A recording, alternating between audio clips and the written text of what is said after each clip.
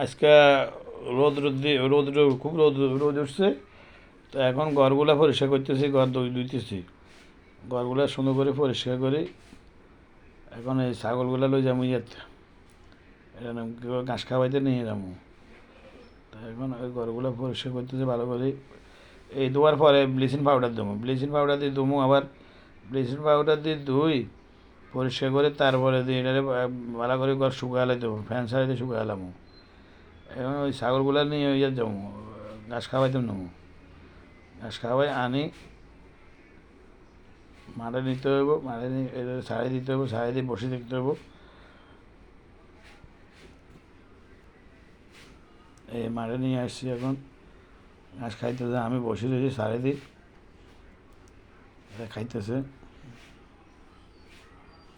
এটা ওই ফাড়া না দিলে এমু এমু আঁটে, এই জন্য দুইজন দুই মাথাত বসে দেখতে হয়। এদেরকে ছাড়ি দিয়ে দুইজন দুই মাথাত বসে দেখতে হয়, তাহলে আর সমস্যা হয় না, এটা ডিস্টার্ব করে না, আর এরা খুব ডিস্টার্ব করে।